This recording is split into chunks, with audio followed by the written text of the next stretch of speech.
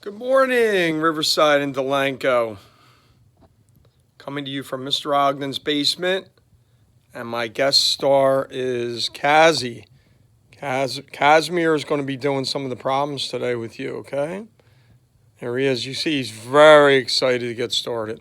Anyway, today, we're going to be multiplying a polynomial by a monomial. So it'll kind of be more the same. I am going to set up that conference call again. I don't think it went too well yesterday. I'll work the bugs out and send that out via Google Classroom, all right? All right, let's get started. Okay, guys, here's the first problem that we're going to do. And as you can see, we have these choices for answers. So I'm going to work on this on the whiteboard with you. So maybe you should write this down and then watch for the answer. Okay, so the first step would be to distribute the 2x times that trinomial that's in the quantity. And you know that what we've said before is parentheses mean multiplication.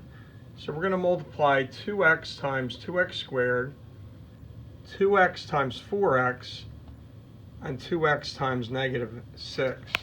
Okay, so first up, we multiply the coefficients together, 2 times 2 to get 4, and then add the exponents 1 plus 2 right there.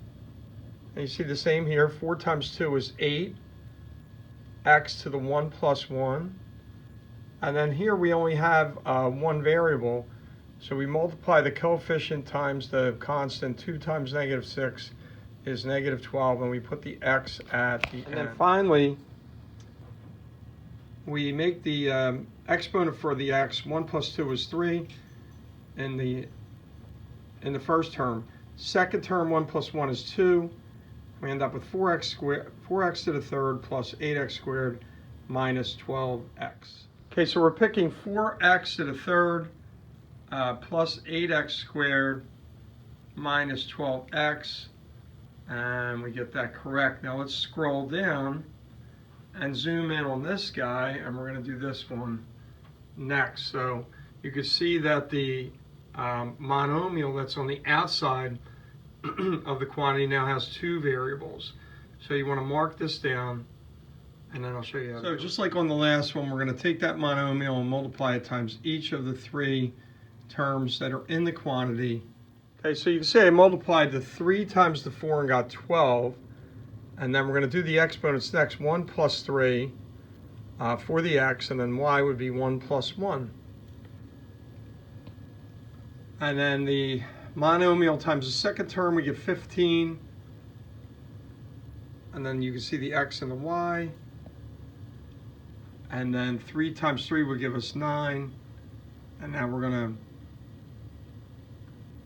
summarize this with an answer.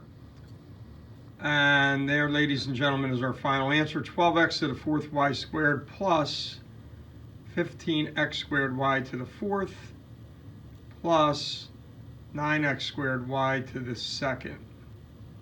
All right, let's see what else we have.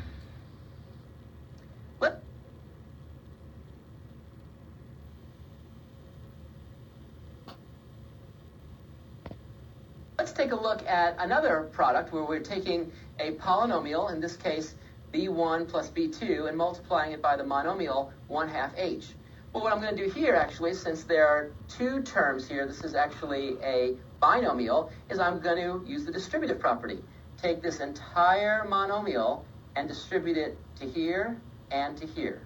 And when I do that, what I see is that this equals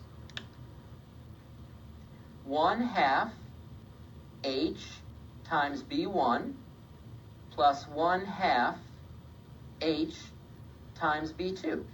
And that's the answer. Now, some people might say, hey, wait a minute, shouldn't you sort of combine these a little bit more? Well, I can't, because these are h's and these are b's. And so they can't be put together anymore. They don't have the same base. And so therefore, I just sort of write them all next to each other like we normally do with multiplication. And so I just distribute, and there's the answer. Let's try another one.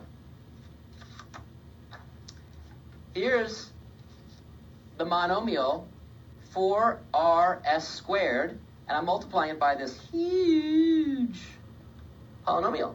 Actually, this is a trinomial. There's three terms. What does that mean? It means that I take this and I'm going to multiply it by this, multiply it by this, and multiply it by this. I'm going to distribute that monomial.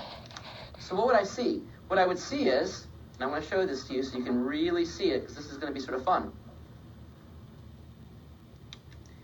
We're going to see, if I distribute, 4rs squared times r squared s to the 4th plus, and I'm distributing, so 4rs squared times 2rs cubed, and then minus 4rs squared times 3rst. Well, now I've got a lot of simplification to sort of work on. Here it's a total of 3, so I see r cubed, or alternatively, this is r to the first power, this is r squared. I add the 1 and the 2, and I see a 3. Here I have s times s. Here I have s times s times s times s. How many s's are being multiplied? 6. Or again, you can take the 2 plus 4 and add them and get 6. So that's that term. Now let's take a look at this term here. 4 times 2 is 8. R times r is r squared. S squared times s cubed. I add the exponents to see s to the 5th. And then minus, and here I see a 4 times 3, that's 12. R times r is r squared. S squared times s is s to the 3rd power, or s cubed. And notice the t is still there. No other t's in sight, so I just write down the t. There I have it. I might want to glance down and see if there's any way to simplify this, but notice that each of these terms is genuinely different. These are r cubed. All right, here's the problem I would like you to try, and the next scene is going to be me with the solved solution. So turn off your video for a second and try it. All right, here's your simplification again, and with the answer next to it. So when we multiply these two guys together, these two terms, we get 6. A to the 2 plus 2 is 4. And then you just bring down the b to the 3rd. And then I guess I should note that when you take the a squared b to the 3rd times 3, okay, we look right here, we see 3a squared b to the 3rd. But there's your full answer. All right, guys, that ends it from here. I'm going to assign a little video from Khan Academy, a couple of minutes, and also give you 4 problems to do. Make sure you get those done by 11:59 p.m. tonight. If you want to go on a conference call, I'm going to set that up for 10. And if you have any questions or anything, email me before 1:30. Otherwise, I'll answer those for you tomorrow morning. Have a great day.